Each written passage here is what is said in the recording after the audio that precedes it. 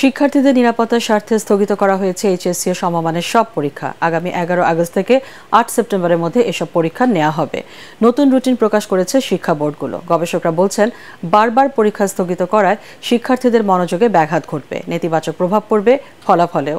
মাহবুব কবির চপল জানাচ্ছেন বিস্তারিত। করোনার ধাক্কা কাটিয়ে শিক্ষা ক্যালেন্ডার স্বাভাবিক করতে এবার এইচএসসি পরীক্ষা এগিয়ে এনে শুরু করা হয় 30 জুনে।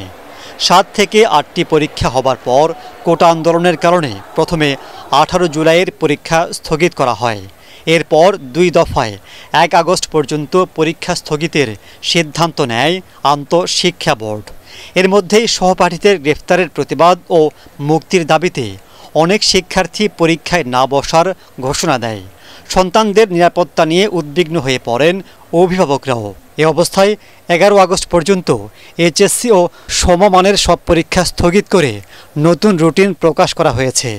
পরিস্থিতি ঠিক থাকলে পরীক্ষাগুলো নেওয়া হবে 8 সেপ্টেম্বরের মধ্যে। 4 তারিখে পরবর্তী পরীক্ষা ছিল, 4 তারিখের পরীক্ষাগুলো স্থগিত করেছি। আমরা নতুন সময়সূচি আবার তৈরি করে 11 আগস্ট থেকে নতুন সময়সূচি অনুযায়ী পরীক্ষা চালু করব। শিক্ষার্থীদের নিরাপত্তার স্বার্থেই আমরা এই ধরনের সূচিতে আমরা পরিবর্তন এনেছি। কিছুটা তো আমাদের সমস্যা হয়েছে, তাতে করে আমরা রিকভারি করার চেষ্টা করছি। শিক্ষা গবেষকরা বলছেন, প্রতিটি পরীক্ষার জন্য ভিন্ন ভিন্ন প্রস্তুতি থাকে শিক্ষার্থীদের।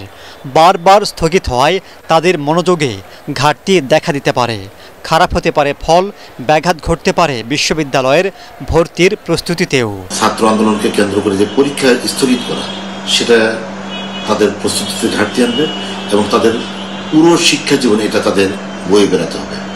এই জন্য আমাদের জরুরি যে জিনিসটি দরকার, সেটি হচ্ছে দ্রুত গভর্নমেন্টকে সিদ্ধান্ত নিতে হবে, নিয়ে ছাত্রদের সাথে আলোচনার সাপেক্ষে একটি সুন্দর জায়গায় আনতে হবে এবং শিক্ষার্থীদেরকে ক্লাসরুমে ফিরিয়ে নেওয়া, পরীক্ষাগুলো রুটিন মাফিক চলমান করা এবং অন্যান্য যে শ্রেণী এবং বিদ্যালয় কেন্দ্রিক যে শিক্ষা কার্যক্রম রয়েছে সেইগুলোকে পুনরায় সুন্দরভাবে রুটিন অনুযায়ী চালানো, এটি একমাত্র সমাধান। এর বাইরে কোনো সমাধান আমি দেখছি না। এবার এইচএসসিতে পরীক্ষার্থী 14.5 লাখের মতো। মাহবুব কবির চপল, এটিএন বাংলা, ঢাকা।